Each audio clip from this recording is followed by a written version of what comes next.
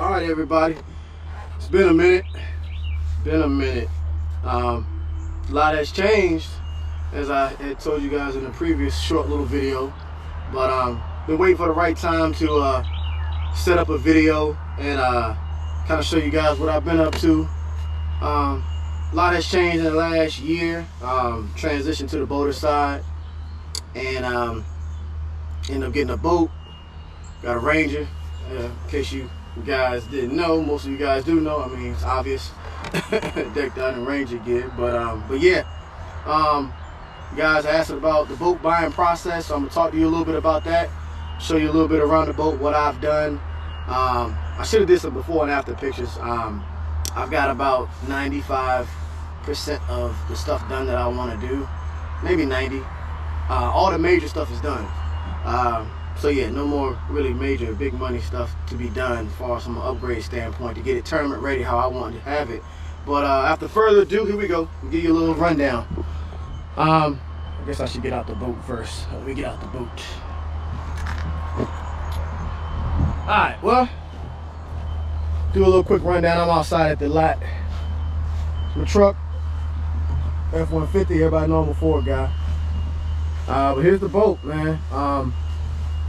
Got a 99 Ranger Comanche. I've always been a Ranger guy, been impressed with Ranger. That's just me. I've always been a Ranger guy. The ride of the Ranger, the fishability, the wide platform, it just suits my style of fishing. But for a 99, you're not gonna find too many 99s that look like this. I was looking for a very specific type of boat. Didn't think I was gonna get one this soon. I've only had my truck for a year, so yeah, I bought my boat 6 months after I bought the truck. It just worked out like that. Definitely wasn't planned, but a little quick walkthrough around the boat. It was a garage kept boat. The gentleman said that after he stopped tournament fishing on Kentucky Lake, he was a chaperone for his high school team with his son. So yeah, it was very well kept for a 99. Original trailer. It was repowered with a 2018 Mercury Pro XS, so I'm very excited about that. And it had low hours on it. It had barely been used. It may have had 97, I don't know, hours on it, maybe 100. It was very low, very low. Yeah, very low hours on it. Of course, since he was riding his son around and his son's friend from the high school team, he wasn't. Looking at the engine report, it hadn't been up over. I don't think it'd been up over 3,000 or 4,000 or 4,000 RPMs, 4,500 RPMs or so, maybe once. But yeah, I definitely wanted a dual axle trailer. So got what I wanted with that. So yeah, let me hop in and after a little initial walk around and show you some of the things that I've done. Got a really good deal. I got a real good deal. It was just a blessing altogether. I went to White Bluff, Tennessee to C&O Marine to pick this up. I saw a deal online. I was at work, working at home, and just on Boat Trader and you know, different websites, and I seen this boat. It just popped up, and when something is meant for you, it's meant for you. I believe it was meant for me because it just popped up maybe an hour or two ago, and I seen it, and I called about it, and the guy said, I just put it up like an hour ago, 2 hours ago or so, and he only got like one call, I think, about it, and I was just like, well, or no, maybe I might have been the first call about it. So anyway, went, got it, put a deposit down first, talked to him about it, and within like a couple hours, I put a deposit down, $1,000 just to hold it, just to kind of, so I can do my research a little bit more, and talk to all my guys that, you know, are boat owners. I've never had a fiberglass boat. I've had a aluminum boat before, of course, like a lot of you've had, but I've never had a fiberglass boat. So I talked to a lot of guys, and they were like, "Yeah, you gotta steal." It had an Ultrex on it. It had two Lowrance HDS Gen 2 touches, and like I said, it had a 2018 Mercury Pro XS with very low hours on it, and it was still under warranty, platinum warranty, until August of this year. So a couple things that I've done. I've added the TH Marine locker bar system. This thing is amazing. If you guys are tournament fishermen, you travel, this thing is great. It is great. Secure your stuff.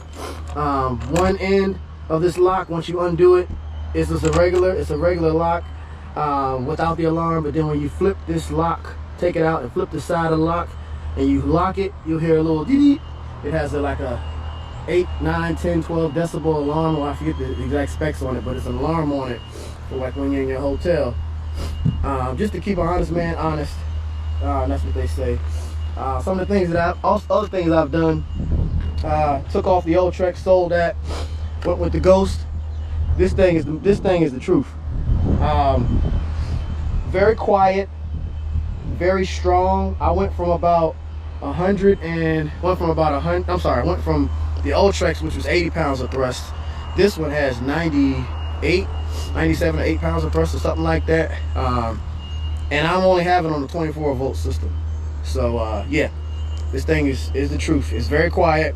Only negative I can say about it, when I do my 360 scan,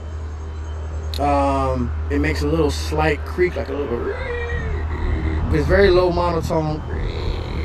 So outside of that, it's great. I'm still trying to get that 360 down in. But yeah, added the Ghost.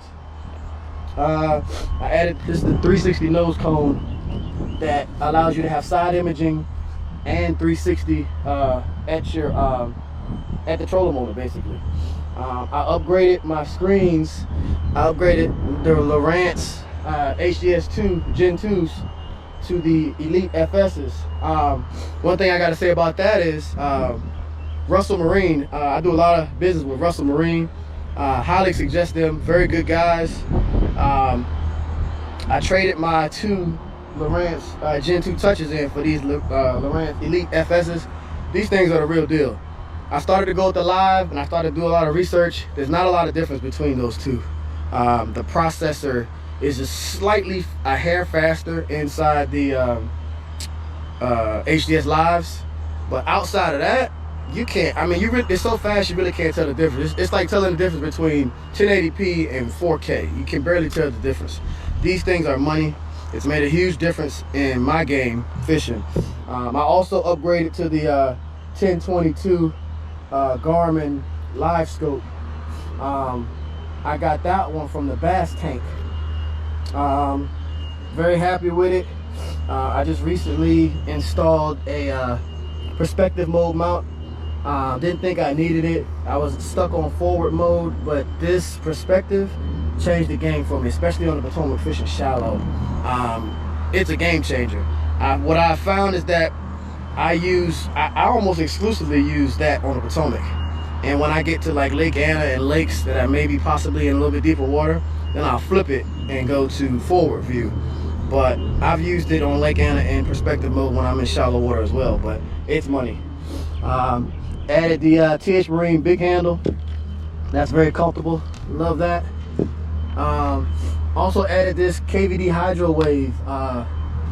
So let me tell you a story about that. A lot of guys like say yay, a lot of guys say no, they can't tell the difference.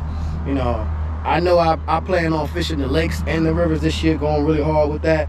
I added it because I wanted it. And in a club tournament on Kerr, I finished second, should have finished first, but I missed an 8-pounder off bed, cost me the tournament. Ended up finishing second and getting big fish. But while I was out there on one of these shallow flat points, there's a shad spawn going on. And this particular Hydro Wave, the other Hydro Wave is good, but this KVD one it's probably about $50, $60 more, but it has more settings.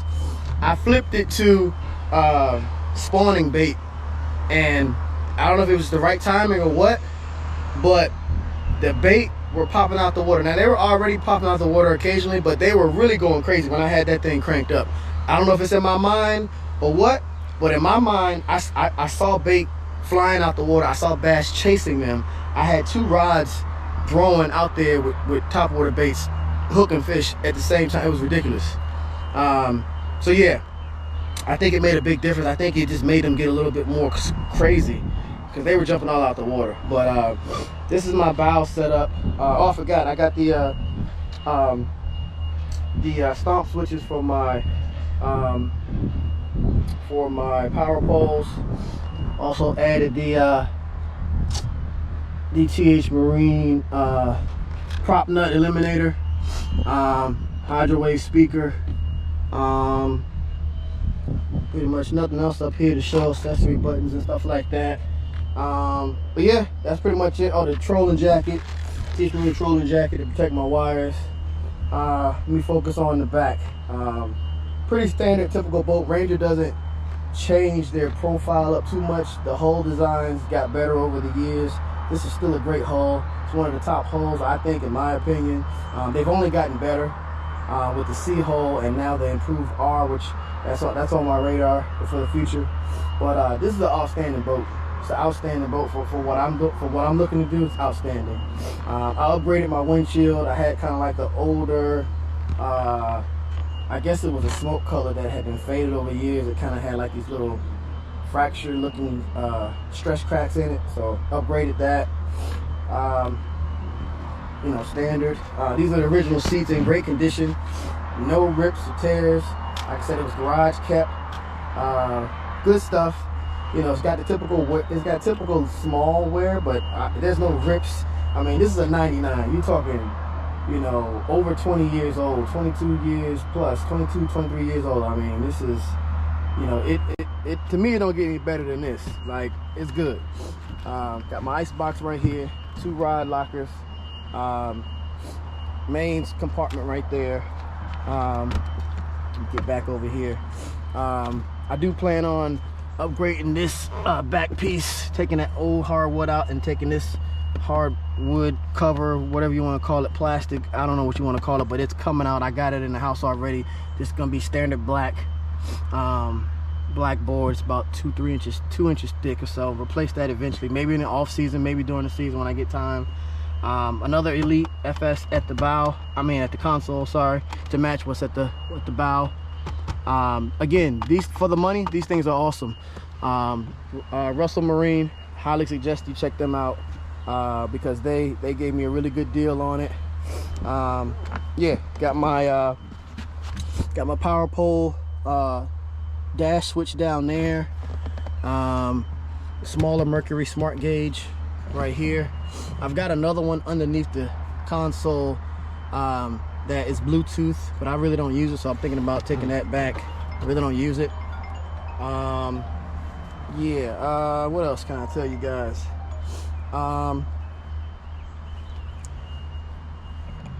Oh, live well system. 2 standard live wells or whatever. Pretty good sized live wells. I'm very happy with it. Past tournament, I don't know if you guys saw on my YouTube channel, I did end up losing one that cost me a top 5 in the ABA Open. That was really more or less a heat check for me. Jumping in my first ABA Open to kind of see where I was at, because I felt like I've been on fish for a while now. Been doing really well on the river, in my opinion. So I just had to try to do a heat check, is what I call it, to see exactly where I was at, and I'm where I thought I was at. Let me get down off the boat for a minute. Hold on a second. Hold on a second. Got a phone call. Hello? Yeah.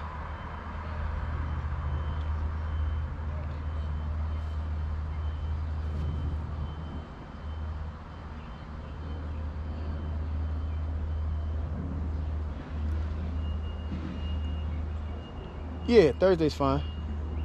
Yeah. Oh, no, Thursday's fine. That you can mail it out Thursday. That's perfect. It'll get here Thursday. It's good. All right, appreciate it. All right. Sorry about that. It's my boy Dante.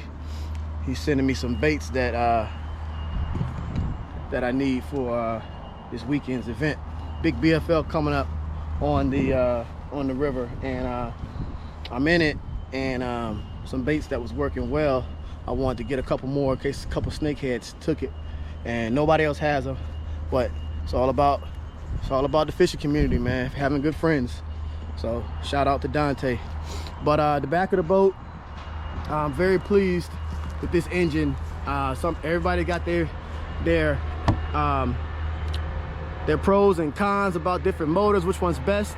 For me, this thing has got me everywhere I want to go. Not a problem. It's strong. It sounds amazing. I am happy. I am just happy. These right here, the real MVP. These power pole blades, again, Russell Marine, thank you. As soon as they came in, I had been waiting for a couple months, and they finally came in. Boom, I got them immediately. You can't beat it. Cannot beat it. Cannot beat it. Cannot beat it. Ever since I put them poles on, I have been fishing extra good, in my opinion. I've been either in the money or very close to the money, like a spot out of the money, ever since I've got them. So 2 out of 3 times being in the money, and 1 spot, really 3 out of 3. If it wasn't for that dead fish that I had, I would have still been in the money. But this Pro XS, this Optimax, this 200 pushes this boat. This boat flies. But yeah, that's pretty much it. Like I said, truck, boat, it's a lot. Boat ownership is a lot. I love it. I don't think I can go back. May I fish some events as a co-angler? Excuse me. I don't know. I might, but I doubt it. It just depends on the situation. If I can't get in one, I might, but I doubt it. It's hard now. It's very hard.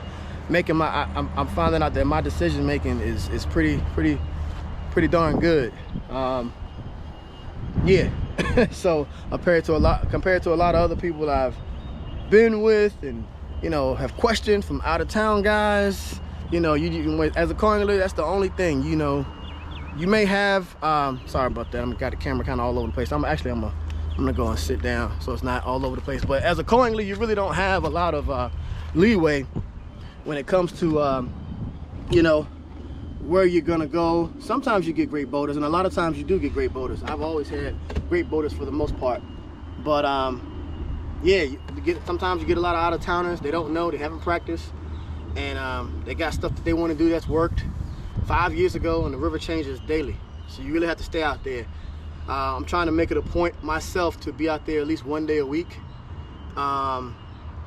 sometimes 2, but at minimum 1 day a week. Even if it's for a couple hours, even if it's only for 3 hours, those 3 hours have proven to be very important for me, and I'm gonna continue to keep that up.